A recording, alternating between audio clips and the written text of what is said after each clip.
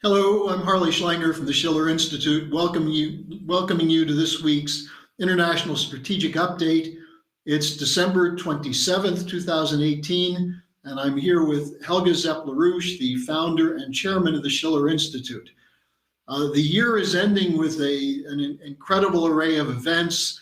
On the one side, we can see the potential for a new Peace of Westphalia emerging with the decision of President Trump to pull the troops out of Syria, Afghanistan, maybe stop the situation in Yemen.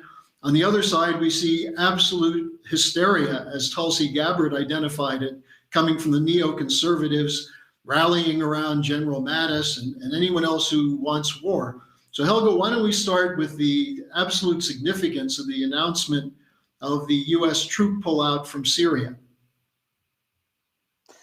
Well, I think this is indeed a very, very important development, and it is what President Trump had promised in the election campaign 2016, and it's one of the major reasons why he was elected to become president. And now that he has basically successfully, at least pushed back to a certain extent the whole RussiaGate and Mueller illegal investigation, obviously he feels in command enough to, actually come true on his promise.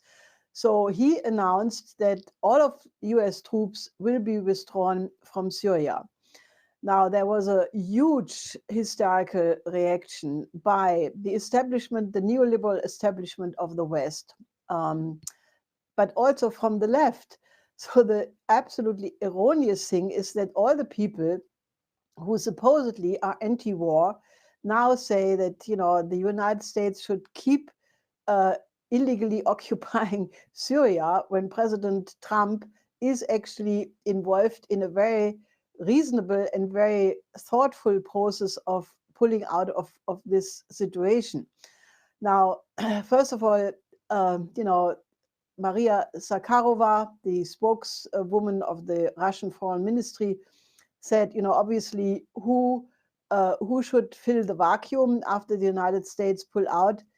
The natural thing is the Syrian government and the Syrian people. And given the fact that there is now a constitutional process underway with the perspective of elections, this is actually absolutely the best thing which could happen. And, the question of what will happen with the remaining open issues like the Kurdish problem. There are negotiations between the Trump administration and Russia on the one side, and Turkey and the United States on the other side. And therefore, there is a Turkish delegation going to Russia in the next days. There were negotiations between the United States and Turkey. A US military delegation will go to Turkey in the next days. So, all of this is really up to be negotiated and a settlement to be found. And obviously, this is a very, very important flank because, it means that the United States is ending for sure, at least that's Trump's intention, and that's what he's acting on, to end US foreign wars, to end what has cost, 7 trillion in the last, 15, 17 years. And the US organization Veterans for Peace is one of the few organizations which came out in full endorsement saying that, this is absolutely important, that the US policy of being involved in foreign wars is ending. They welcome that. And also a whole number of Republican congressmen came out in support of Trump. For example, Jimmy Duncan, who said, that this is absolutely the right thing because these foreign wars have cost many, many innocent lives. They killed Americans. They created enemies for the United States. They cost trillions and trillions of dollars. And, this is exactly what should happen.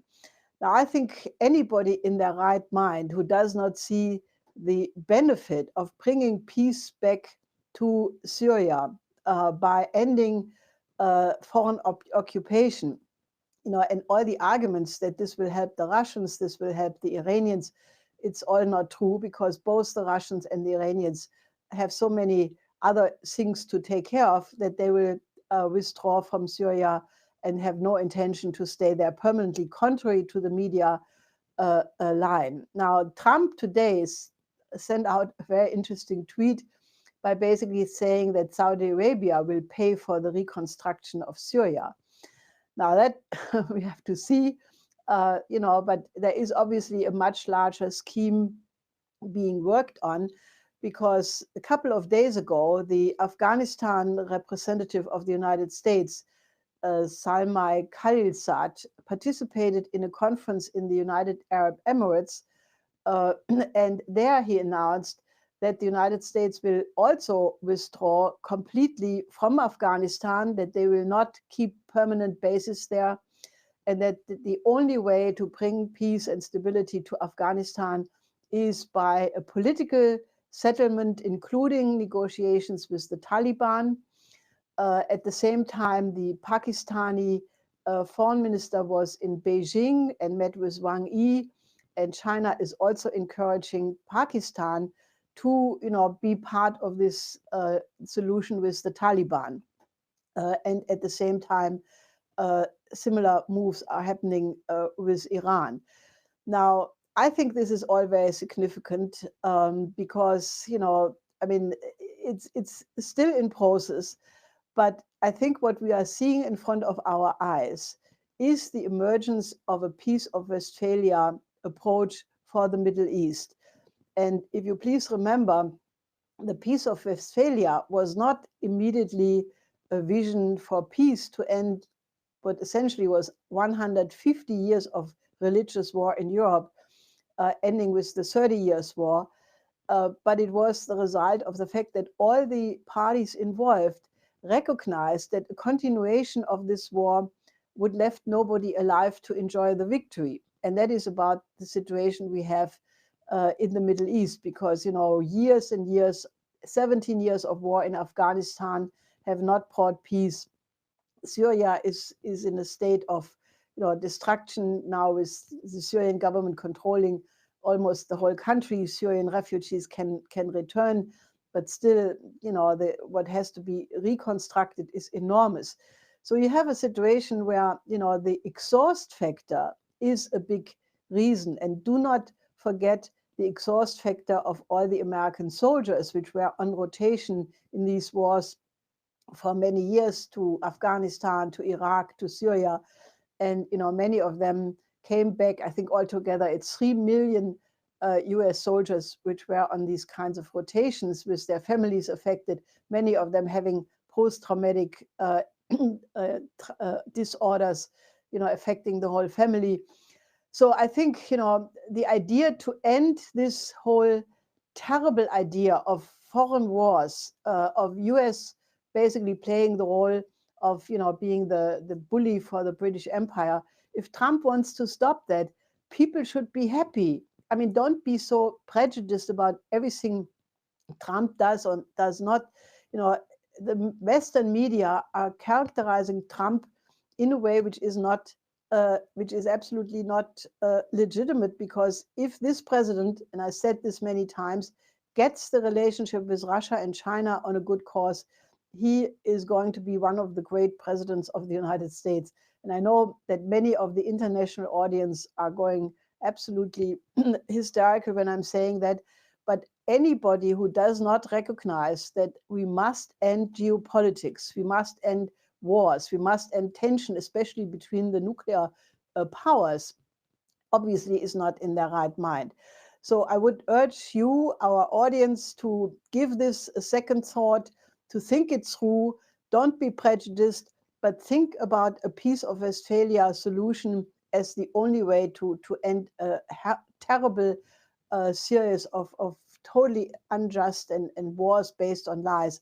So please do not rush to conclusions. Think about it, make yourself informed, and check the sources, look what the Chinese are saying and doing, look what the Russians are doing, and then you come to a better understanding of the situation.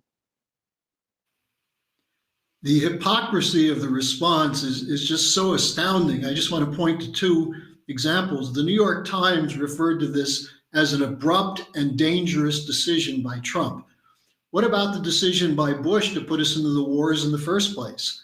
And then Susan Rice, of all people, who on her watch we had the Libyan regime change, the Ukraine regime change. She also said, well, we don't want indefinite wars, but this is a mistake. I think one of the most interesting things, Helga, is that in spite of the RussiaGate attacks and people saying that this is Trump giving a Christmas present to Putin, that what we're seeing is Trump is acting on his own now. He's not listening to generals. He's gotten rid of McMaster and Kelly, and now Mattis is on the way out. And I guess we're seeing why it was RussiaGate was launched in the first place, because of the fear that Trump would do this. And I'd like your thoughts on that. Yes, I think that, you may not be in agreement with everything President Trump does. And I think he has obviously some big issues to resolve in terms of the economy, given the fact, that there is the immediate pending danger of a new financial crash. And he obviously thinks, that as long as he thinks that the Wall Street and stock exchange give you any conclusion about the condition of the economy, this is his Achilles heel. So I'm not saying that we are in agreement with what Trump is doing in every field. But as I have said many times, if you look what the Bush administration and the Obama administration have done in terms of, the whole, why did General Flynn, why was he targeted? Because General Flynn in 2012 went to Obama and wanted to go to Obama and wanted to brief him about, who is financing Al-Qaeda, ISIS, or what became ISIS. And, he had the whole story about the Western support for the terrorism in the Middle East, and he wanted to make it public. And I think that was the real reason why Flynn was targeted, because when he was the advisor of Trump, obviously that was a combination which people really wanted to destroy. But Trump, basically had the absolute correct impulse that this policy of Bush, of Obama, that had to be completely reversed, and that the geopolitical targeting of Russia and China had to be ended. And he proceeded to do exactly that. He started an excellent relationship with Xi Jinping, which is still a big factor in the situation, despite big worries on the side of the Chinese about the trade war. But, there are negotiations underway to potentially remedy that after the summit between Xi Jinping and Trump in Buenos Aires a couple of weeks ago. But especially, naturally, the situation with Russia is absolutely crucial. And Syria was one of the potential trigger points for a war between the large nuclear powers, United States and Russia.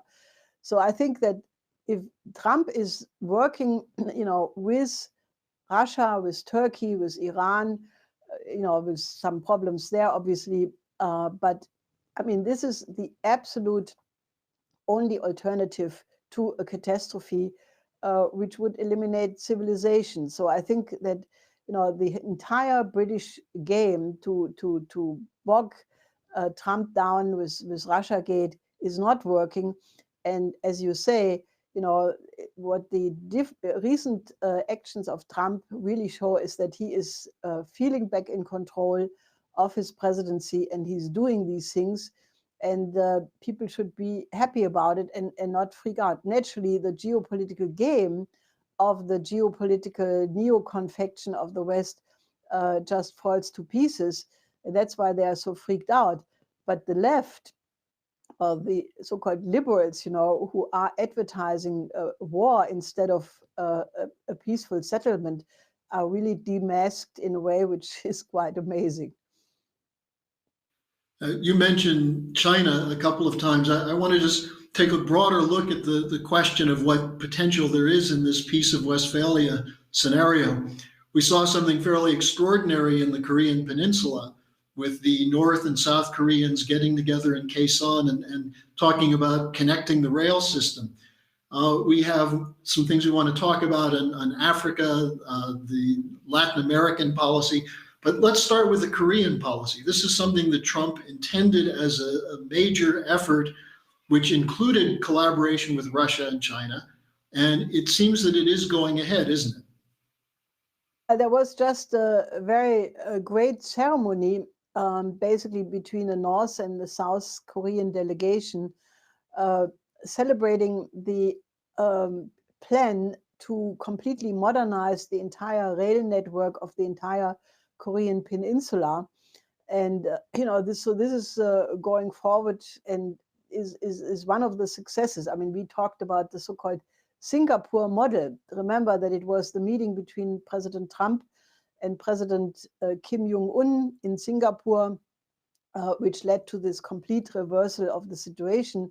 And this was, attacked by the media and all kinds of people watered it down or played it down. But, you can actually see that this is one of the many peace policies involving Russia, China in the background, and the United States and North Korea and South Korea, which is working. And so I think that, that is really one of the great strategic realignments going on, which, is part of the establishment of a new paradigm. And in that same focus, I would say the fact that now Japan and India are working on a Asia-Africa growth corridor, not against China, but actually, cooperating in these projects.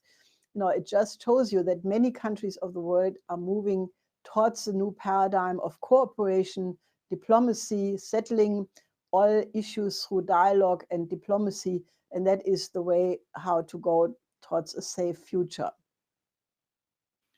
And there was a very significant comment from Paul Kagame from Rwanda, who talked about the importance of the Chinese intervention and had some fairly harsh things to say about the Europeans. Yes, I mean, he basically said the Europeans, the European hypocrisy is just unbelievable. They preach things they don't practice themselves. They think so greatly of themselves that they think the other countries in the world can only learn from them. But then he said, look at the European model. Is democracy working there? It is obviously not. It's falling apart. And he basically said, if the Europeans want to do something really about the migration problem, then they should invest. They should treat Africa as equal partners. They should invest in infrastructure, in the education of young people, and not basically come with sermons. So I think that Kagame, who has a long history, basically, has obviously undertaken a big change for his country. I mean, many African leaders are now not taking this arrogance by the West any longer. And given the fact that China has successfully changed the character and the dynamic in many African countries, like the Horn of Africa countries, or many other countries which have seen railway building, industrial parks. For example, Uganda, China has just built 22 new industrial parks, hydropower. So that whole change has given many of these countries and their leader a completely new self-confidence, where they demand to be treated as equal partners and not any longer live, as Kagame says, accept the, quote, generosity of the Europeans, who after all are mostly the former colonial masters and have not learned to shed that attitude. So I think there is a new spirit in the world, the new Silk Road spirit. And, I think it's a good period. The Western media don't report that to the population, so therefore they don't know. But, there are ways of finding out about it. First of all, it's this channel. The Schiller Institute is trying to make these developments known. But there are also other sources you can find out about it. You can read the African media, for example.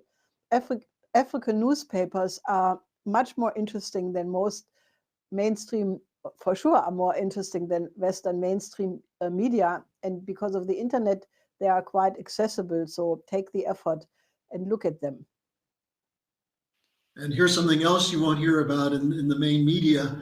The foreign minister of Portugal gave a very strong scolding to the European Union for the European Union's meddling against Portugal's involvement with China.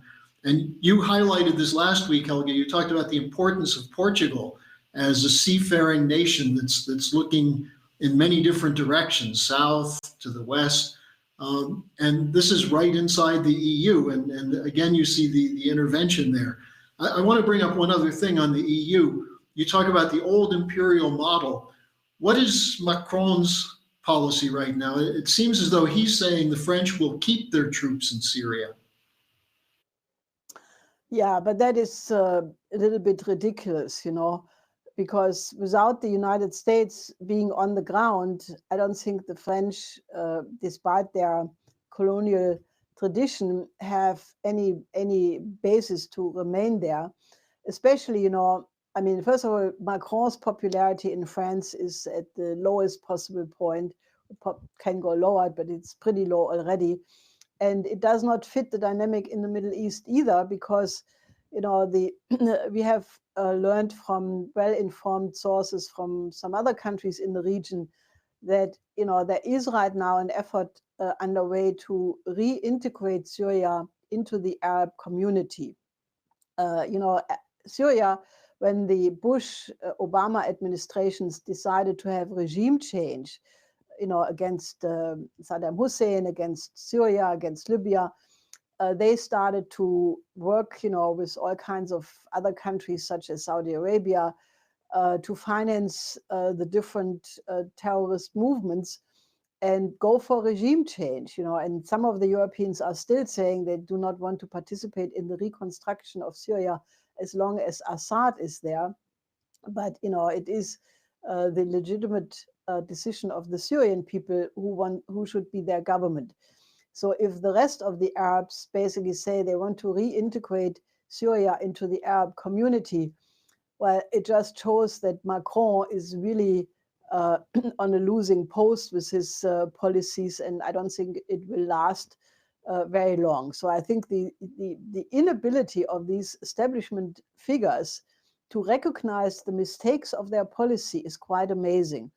So let's be hopeful that the yellow vests will teach Macron some economic lessons.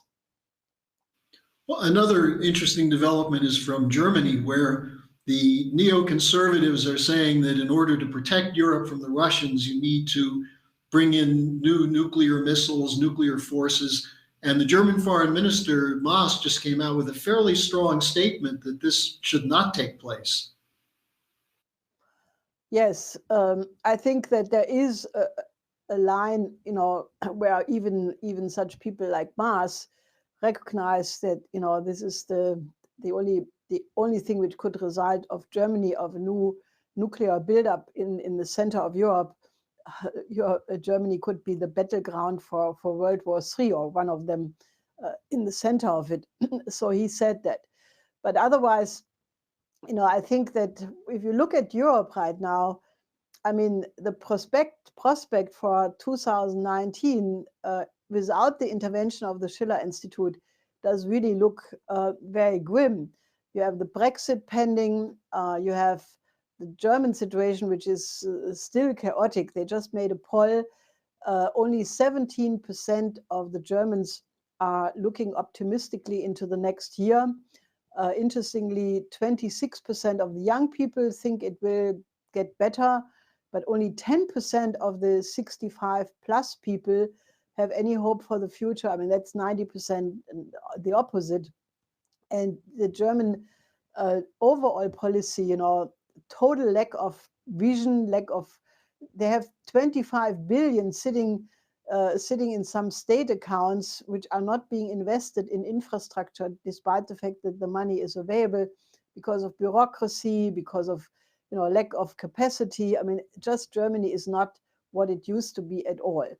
So I think that we need really a complete change and therefore join the Schiller Institute, because we are trying to show the European countries and also the population in the United States, but also internationally, that there is a new paradigm developing, which indeed creates the option of creating a completely new vision, a new epoch for mankind, where the relations among nations can be completely changed based on sovereignty, respect for the other civilization, and actually discover the beauty of the many cultures we have in the world through dialogue and peaceful cooperation.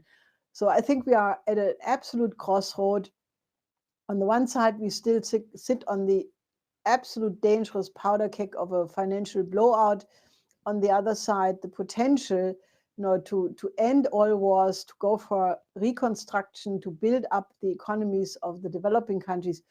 This is a very, very exciting period. And I think you should not sit on the fence, but get active with us, join the Schiller Institute, and help us to get history in a better direction. Well, I think in the last couple of minutes we have available, it would be very useful for you to give people a perspective to develop that a little more in terms of what we're moving into a new year. We're seeing the panic of the supporters and defenders of the old system.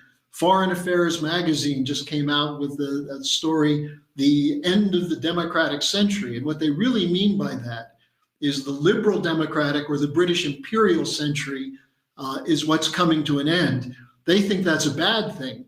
But as you've been discussing this, I know we don't have a lot of time to bring it up, but there are new developments in technology in China with the moon mission that's underway with the Chang'e 4, the Maglev, the new Maglev development with high-speed rail. So Helga, just give people this sense of the optimism that they should be embracing as we enter a new year. Well, I mean, since you mentioned the Maglev thing, that's a typical example. The leading engineer of the Chinese Maglev Institute just announced that China has a new generation of slow Maglevs, which are no longer only going 100 kilometers per hour, but 160 kilometers per hour. And these Maglevs are used for inner city traffic and traffic between main cities and their satellites. Now, just imagine if you have a subway or some local transport system which can go in seconds up to 160 kilometers. I mean, then travel time becomes very, very efficient. I mean, the beauty about the Maglev is that it accelerates very rapidly in a very short time, and it does not have the usual kind of pushback you feel when you accelerate a car, because the technology is such that it goes more smoothly. So they are revolutionizing the inner city traffic in this way. The Chang'e 4 mission of landing on the far side of the moon is happening around these days. It will take place, and it was just announced that Chinese scientists discovered a way of turning copper into gold. Obviously not entirely, but they were able to transform the structure of copper in such a way that it fulfills the same functions like precious metals in the industrial process. So this is a revolutionizing of new materials as well. So, I mean, the Maglev could have been developed by Germany. I mean, Germany developed that technology, and they were too stupid to produce it. And now the Chinese are doing it. So, I'm just saying that the West should seriously rethink that this whole post-industrial Club of Rome ecological paradigm was really a mistake. I mean, the best way to maintain the ecological environment is by high technology, by new scientific breakthroughs. And that is happening, fortunately, in China, which has long stopped to just copy technologies of the West, but is, creating breakthroughs, all the time. So I think, the perspective for the future should really be that the Western people, those who are not the hardcore neocons, like Kissinger, for example, I think he's a lost case. I mean, he advocated for years that a Peace of Westphalia approach for the Middle East is not possible. Now, I think he's just in the process of being proven completely wrong. So there are some hardcore neocon, neoliberal people who I think will never reconsider that their model was wrong. But there are many people who were just swimming along, going along to get along, or being victimized by this neoliberal model. And they should think, you know, that there is obviously right now a recognition that the old neoliberal model is failing. I mean, this article which you mentioned in Foreign Affairs, you know, it's actually funny. The authors basically say that they thought that there was a universal desire for a liberal democracy model. And now it's so bad, it turned out that that's not the case, because you have these populists rising everywhere and what they call autocratic regimes. Well, at least concerning most of these autocratic regimes, they take care of the common good of their people much better. And that is why, you know, you have this populists, which sometimes are populists, sometimes they're just, you know, really taking care of the common good in a better way than the neoliberals. So you have the old system disintegrating, and everybody can see a new system is emerging. But what should be the exact nature of this new paradigm is not yet decided. And, you know, I think it requires the active participation of a lot of good thinking, good meaning people to find those principles which are in cohesion with the lawfulness of the physical universe. Because I think that the future order of humanity can only be successful if it adheres to true physical universal principles in science and in great art. And that is the very idea of the Schiller Institute, and that is what you can find in the aesthetical letters of Friedrich Schiller, which I would emphasize for you to read over these days. You have still the end of the year and New Year, some time to, you know, engage in more profound ideas. And the aesthetical letters by Schiller, for sure, is food for thought, very actual for the solution to our present day problems. So with that, I wish you a good change into the new year, and let's talk soon. Okay, Helga, as they say, we'll see you next year. Okay, till next year.